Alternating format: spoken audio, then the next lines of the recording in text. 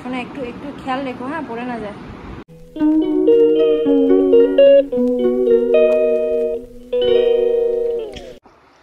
Hi guys, very good morning and welcome back to my channel. আজকে সকালবেলা যে ঘুম থেকে উঠেছি, বিশ্বাস করো আমার এত ভালো লাগছিল, কারণ কি মনে হচ্ছিল স্কিনটা এত ভালো লাগছে। চুলটা দেখো, চুলটা নিজে থেকেই স্ট্রেট, মানে অলমোস্ট স্ট্রেটই লাগছে। আমি এখনো চুলও আঁচড়াইনি, বুঝতেই পারছো দেখে, এমনিতেই আঁচড়াই না। তো মানে এত ভালো লাগছিল আমার, বাট যেই মুখ ধুলাম গরম জল দিয়ে, সেই সব শেষ ফিলিংস। বাট চুলটা দেখো আমার স্ট্রেটই রয়ে গেছে। আমি সেটাই ভাবছিলাম যে খুব সুন্দর স্ট্রেট একটা ভাব রয়েছে। এটা তো আমি চুল রাত্রে বেঁধে রেখেছিলাম বলে এরকম একটা এই এসেছে, বাট আদারওয়াইজ কিন্তু খুব স্ট্রেট রয়েছে দেখো। তো আমি যেটার জন্য বলছি তোমাদেরকে মেনলি হচ্ছে যে আমি একটা নো প্রমোশন নাথিং গাইজ, আমি যখন বেবি হওয়ার পরে না তার হ্যাঁ বেবি হওয়ার পরে পরে চুল কাটতে গেছিলাম, তখন চুলের অবস্থাটা খুব খারাপ ছিল, প্রচণ্ড পরিমাণে চুল উঠছিল। তো তাই জন্য আমাকে এইটা আমার পার্লার থেকে দিয়েছিল, সসকফের একটা repair rescue and sealed ends arginine. এবার এটার নাম হচ্ছে এই যে এইটা বিসি বোনাকিওর। তো ব্যাপারটা হচ্ছে যে আমি এটা লাগাতামই না লিটারেলি। কালকে আমি ভাবলাম কি যে জিনিসগুলো সবসময় পরে পরে আমার এক্সপায়ার হয়ে যায়, তো আমি একটু লাগিয়ে দেখি, মানে জাস্ট টাওয়াল ড্রাই হেয়ারে লাগিয়েছিলাম অ্যান্ড সত্যি খুব ভালো রেজাল্ট পেয়েছি গাইস। দেখো একটা কথা বলি, আমার রেজাল্টের থেকে তোমাদের রেজাল্ট অনেক বেশি ভালো হবে অবভিয়াসলি, কেন কি আমি একেবারেই চুল আঁচড়াই না। মানে চান করে উঠে যে একবার চুল আঁচড়ালাম, তারপরে যে চুলটাকে ওই ভেজা অবস্থায় যে গিট মারলাম, মানে ওই ক্লিপ লাগালাম, কারণ ছেলেকে হ্যান্ডেল করতে হয়, লাগালাম, তারপর থেকে মানে আর সারা রাতের আগে আমি আর চুল আঁচড়াই না। একদম রাতে শোয়ার সময় চুলটা গুটিয়ে নিয়ে শুয়ে পড়ি। সো আমার চুলের অবস্থা তো খারাপ হওয়ারই কথা, বাট তাও এখন এটা না ইউজ করেও আমি বলছি আর কি, প্রেগনেন্সির পরে পরে যেরকম চুল উঠতো সেটা কিন্তু এখন একদমই হয় না, এখন একদমই চুল ওঠে না বলতে গেলে। আর সব থেকে বড় কথা যেটা কালকে লাগিয়ে আমি দেখলাম যে চুলটা খুব ভালো মানে এরটা রয়েছে। তাই ভাবলাম তোমাদেরকে একবার বলে দিই, যদি তোমাদের মনে হয় তো তোমরা ইউজ করতে পারো, বিকজ আমরা মেয়েরা প্রচণ্ড চুলের সমস্যায় ভুগি মোস্ট অফ দ্য টাইম, সেই জন্য। তো যাই হোক, এখন আমি চলে যাই একটু খেয়ে দিয়ে স্নান করতে, ব্রেকফাস্টটা করে নিয়ে স্নান করতে যাই। সৌরভ খাওয়াচ্ছে ছেলেকে, আর ও আমাকে দেখলেই কাঁদছে, মানে 24 ঘন্টা আমার কাছে থাকবে, আর কারোর কাছে যাবে না। সেই জন্য সামনে সামনে আমি আর যাবো না, একেবারে স্নান টান করে তারপরে যাবো।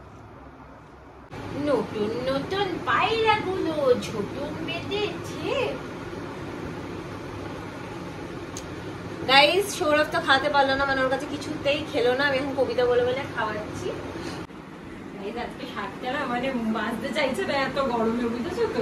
গরমে শাক ভাজতে চাইছে না নয়, মনে হচ্ছে তুমি এমন ভাবে শাক ভাজা থেকে বিকে পড়ছো, মনে হচ্ছে যে হৃৎপিণ্ড খুলে দিচ্ছে। গঙ্গা জল ছড়িয়ে দিই একটু সব জায়গায়।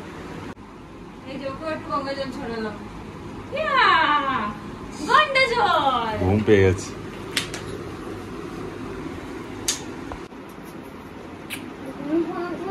পুলুশনাটা না কখন থেকে আমার কাছে একটু আসতে চাইছে, যেন হামাগুড়ি দিয়ে দিয়ে চলে আসছে। যাই, এবার ওকে একটু চান করিয়ে দিই, চান করিয়ে ঘুম পাড়িয়ে দেবো। যেহেতু লেট করে খেয়েছে সেজন্য ওকেও আজকে দুটোর সময় খাওয়াবো। ছেলেটার অনেকক্ষণ ধরে ঘুম পাচ্ছিল গাইস, তো ওকে একটুখানি ঘুম পাড়িয়ে দিয়ে আসলাম। এখন আমি যাচ্ছি রান্না করতে। আজকে রান্না করব হচ্ছে এঁচড়, চিংড়ি নেই, জাস্ট এঁচড়টা করবো একটু অন্যরকম ভাবে, একটু দই দিয়ে করবো। আর আরেকটা বানাবো হচ্ছে এমনি রুই কালিয়া, রুই না কাতলা ওটা, রুই কালিয়া। সো তাড়াতাড়ি করে এবার বানিয়ে ফেলি। সো গাইস, আমি তোমাদের সাথে ওই মানে চিংড়ি, যেহেতু চিংড়ি ছাড়া করছি, সো চিংড়ি ছাড়া এঁচড়ের রেসিপিটা একটু শেয়ার করে দিচ্ছি।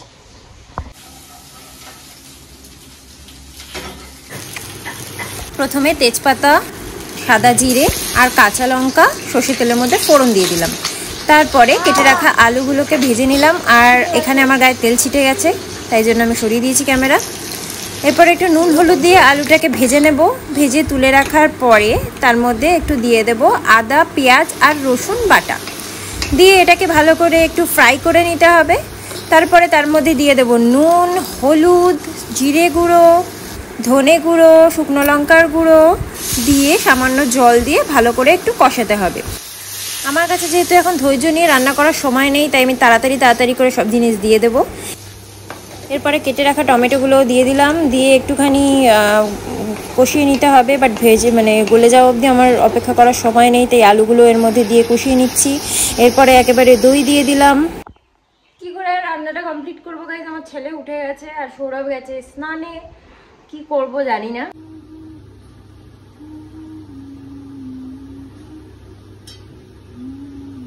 হাত ধরো, হাত ধরো।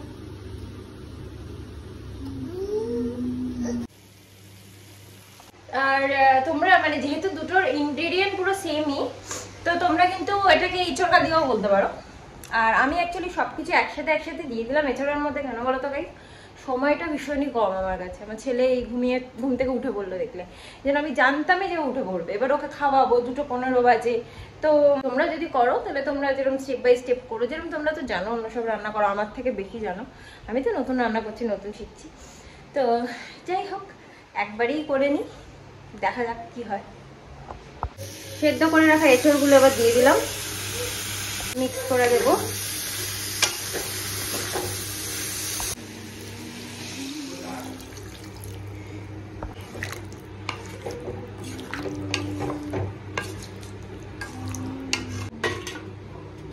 সবকিছু সেদ্ধ হয়ে গেছে, এখন স্বাদের জন্য সামান্য একটু চিনি, ঘি আর গরম মশলা দিয়ে এটাকে কমপ্লিট করবো।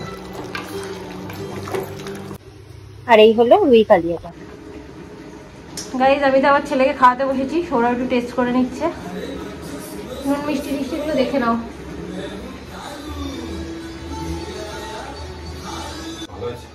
ভালো আছে? সেটা একটু ঝালিয়েছে। তাহলে বন্ধ করে দিও। হ্যাঁ, বন্ধ করে দাও। দেখো গাইজ, এরকম টাইপের আমি ঝোল রাখছি, কারণ বসে যাবে এটা। তো যেটা বাদ দিলাম সেটা হচ্ছে যে বেরেস্তা। একটুখানি পেঁয়াজও কেটে রেখেছিলাম যে ভেজে ওপর থেকে দেবো, বাট টাইম নেই। সৌরভ বলে ছেড়ে দাও, এমনিতেই ভালো হয়েছে, কোনো দরকার নেই। খেয়ে নিচ্ছি গাইস, কারণ কি আমার খিদে পেয়েছে। সৌরভ ছেলেকে খাওয়াচ্ছে।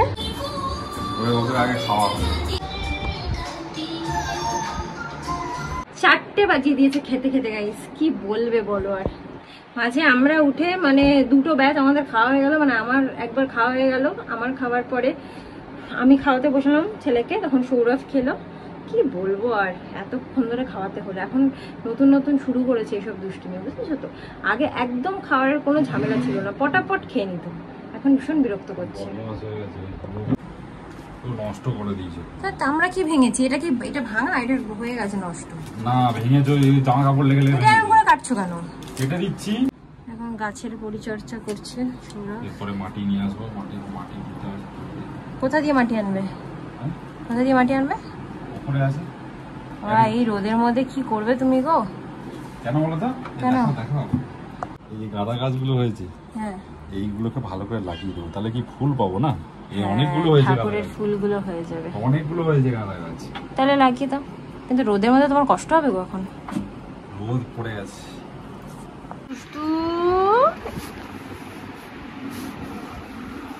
ভোলু বদমাস, আমার ভোলু বদমাস। এটা কি? এটা কি?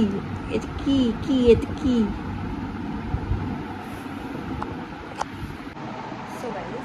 সন্ধে হয়ে গেছে, এখন সৌরভ গেছে রোদটা পড়ার পরে একটুখানি ছাদ থেকে যে বলছিল মাটিগুলো আনবে টবের জন্য, সেগুলো।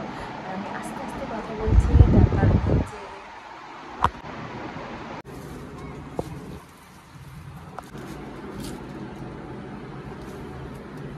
এখন করছি।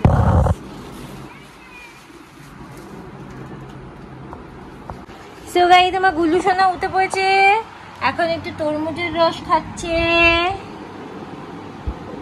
তারপরে একটু আপেল সেদ্ধ খাবে। খাওয়ার পরে আমরা বেরোবো বাজার করতে। পাপ পাপ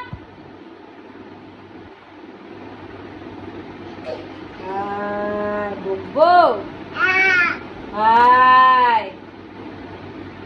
কেন ফেলেছো বোতলটা? তুমি আমাকে বকছো? আমি তোমাকে বকে দেবো, কিন্তু একদম বকে দেবো। দেখি, পাপ পাপ।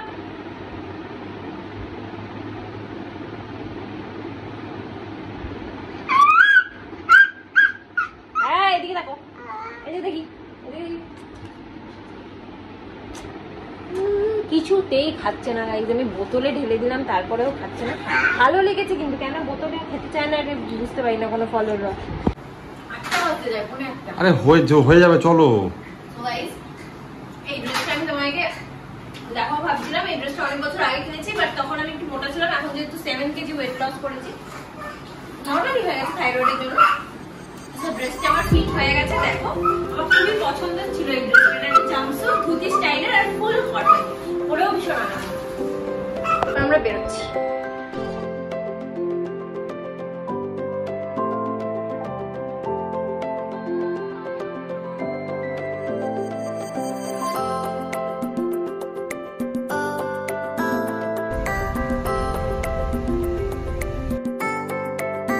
চলে এলাম মার্কেটে। মার্কেটের বাইরে থেকে কিছু জিনিস কিনে নিচ্ছে সৌরভ প্রথমে, তারপরে ঢুকলাম কোঅপারেটিভে। কোঅপারেটিভে একটা দারুণ জিনিস হয়েছে গাইস। কোঅপারেটিভের ভেতরে একটা গার্মেন্টস এর দোকান হয়েছে যেখানে এমনি টুকটাক সাধারণ জিনিসপত্র পাওয়া যায়, এমনি ঘরে পরার শাড়ি থেকে এমনি ভালো শাড়িও পাওয়া যায়। দু একটা দেখছিলাম, কুর্তি, লেগিংস, বাচ্চাদের জামা কাপড় সব পাওয়া যাচ্ছিল। কটা নেবো? ওটা আমি বাইরের থেকে নিচ্ছি, রাখো। কটা নেবো এটা? এটা দুটোই থাকা আপাতত, চলে যাবো আমরা। এই তো রে গাইস, গোপালের তাল মিষ্টি পাচ্ছি না, দুলাল পাচ্ছি। তাহলে একটু নিয়ে নাও। পাচ্ছি না, গোপাল পাচ্ছি। সরি দুলালের পাচ্ছি না, গোপাল পাচ্ছি। হ্যাঁ, আমরা তো সংসারের জিনিসের থেকে বেশি হাবি হাবি জিনিস কিনি গো। কি গো, আমরা এখনো সংসারী হয়েও সংসারী হইনি। কেক হ্যাঁ নিতে হবে তো। করছিল এক্ষুনি হাগিস টানা না, ওইগুলো ওই কেক আমি খাবো না। এটা খাবে না তো? এইগুলো সব আমার জন্য। এটা নেবো না। না নেবো না। চক্করে তো আমার তো এই জিনিস চলো না, তুমি যেটা খুশি নিয়ে নাও। মাথায় পড়ে নাও। আমার মাথা না, তোমার মাথা। ডেকে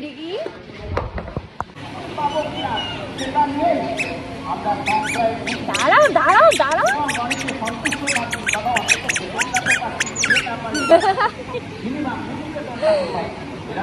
বাবা ঘুরতে এসছো?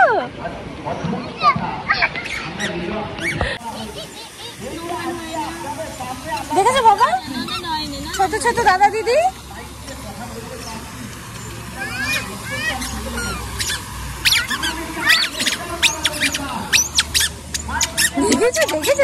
দেখেছো কি হয়েছে বাবা? দেখো যাও।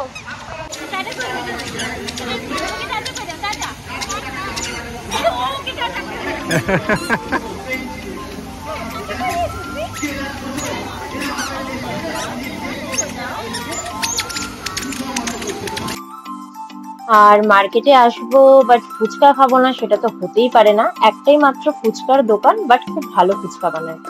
তারপরে চলে গেলাম একটু সবজি বাজার করতে। সৌরভ ওখানে সবজি কিনছে আর আমি এখানে আমার ছেলেকে নিয়ে দাঁড়িয়ে আছি। আর কি করছে আমার ছেলে দেখো, কলা ঝুলানো রয়েছে সেটা নিয়ে ও খেলছে। ও আর কি করবে বেচারা, অনেকক্ষণ ধরেও আমাদের সাথে আছে, আজকে কিছু খেয়েও আসেনি সেরকম।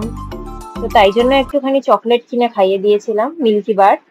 আর এখানে এই যে ঝুড়ি নিয়ে খেলছে, বেশিক্ষণ কোলে রাখতে পারছিলাম না। এখানে একজন আঙ্কেল এসে গেছে কোলে নেওয়ার জন্য। গাইস আমাদের মার্কেটের পেছন দিকটাও দেখো, পার্ক মতোই করা হয়েছে, পুরো বসার জায়গা ঠাইগা আছে। হয়ে গেছে কেনাকাটা সব, এবার চললাম বাড়ি। তো গাইস চলে এসেছি বাড়িতে, আর এখন হচ্ছে একটুখানি চাউমিন নিয়ে এসেছি, চাউমিন খেয়ে নেবো, তারপরে ছেলেকে খাওয়াবো।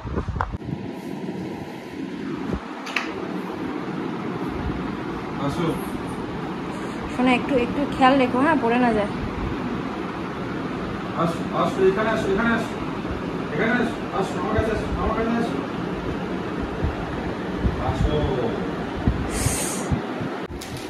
এখন বাবা আর ছেলে মিলে জিনিসপত্র গোছাতে বসেছে, ততক্ষণে আমি খাবারগুলো বেড়ে ফেললাম। এখন আমি ভাত টাতগুলো বসিয়ে দিলাম। এঁচড়ের তরকারি, মাছ সবই আছে, বাট এত রিচ না, এত গরমে আর রাত্রিবেলা খেতে ইচ্ছা করছে না। প্লাস কালকে সকালে আমার আর রান্না করার টাইম হবে না, বিকজ কালকে থেকে আমার অফিস স্টার্ট হচ্ছে। তো ওটা কালকে দুপুরবেলা খেয়ে নেবো। এখন ডাল রয়েছে, এখন একটু ভাত বসালাম কুমড়ো সেদ্ধ দিয়ে, আর অমলেট করে নেবো, ব্যাস এটাই খাবো। আর গাইজ আমি একটুখানি সিসি ক্রিম মেখে গেছিলাম, সেটাকে তুলে নিই, কেন কি আমার গরমের মধ্যে না এত বেশি গরম লাগছে, মুখটা যতক্ষণ আমি ফেস ওয়াশ দিয়ে ধুচ্ছি না আমার ততক্ষণ শান্তি হচ্ছে না। আমি ধুয়ে নিয়ে তারপরে গিয়ে ছেলেকে ভাত খাওয়াবো। এখন কদিন এত বিরক্ত করছে ছেলে খাওয়ার সময়, মানে ভাবাই যায় না, এখন নিজে নিজে এসে বাবার কাছে খাচ্ছে, তার মানে আজকে ওর খিদে পেয়ে গেছে খুব জোরে। অ্যাকচুয়ালি আপেল সেদ্ধ যেটা খাইয়েছি না সেটা একদম আজকে একটুখানি হয়েছিল, একটা আপেলের সেদ্ধ। এচে এচে খেয়ে যাও, তাড়াতাড়ি খেয়ে যাও। না নিচে হাত দিয়েছো বাবা, না পালিয়ে যাচ্ছে। কিছুটা খেয়েছে তো। সো গাইস ফাইনালি আর খাওয়া হয়ে গেছে, এখন আমি খেতে বসছি। যে একটু কুমড়ো সেদ্ধ, ডাল আছে, একটু অমলেট। তো আগে আমি খেয়ে নিই, তারপরে খেয়ে আমি ব্লগটাকে এন্ড করছি। সো গাইস খাওয়া দাওয়া কমপ্লিট, এখন আমরা চলে যাব শুতে। আমার ছেলে একটু আগে খুব কাঁদছিল, আগে ভাবছিলাম কি যে এখানে হয়তো প্রচন্ড গরম লাগছে মাটিতে বসে, তাই জন্য হয়তো ও কাঁদছে, বাট পরে আমি দেখলাম যে ওর পাছুতে একটা পিঁপড়ে কামড়ে দিয়েছে, বুঝেছো তো, তার জন্য কাঁদছিল। মানে মাঝে মাঝে এত দুঃখ ফিল হয় যে ওরা তো কিছু বলতেও পারে না, আমরা কিছু বুঝতেও পারি না কেন কাঁদছে না কাঁদছে। নিয়ে গিয়ে এসি চালিয়ে রেখেছিলাম, তবে যেহেতু আমার খাওয়া দাওয়া এসব ছিল বলে ওকে নিয়ে এসেছি, টানছে এখন আমাকে। হ্যাঁ বাবা চল। সো গাইস এখন চলে যাচ্ছি শুতে, ব্লগটাকে এখানে এন্ড করে দিচ্ছি। যদি আমাদের ব্লগটা আজকে ভালো লেগে থাকে তোমাদের, then please do like, comment, share and subscribe to our channel. আবার একটা নতুন ব্লগ নিয়ে চলে আসবো খুব শিগগিরই। Tata, bye, good night, sieve it and spread love. Tata.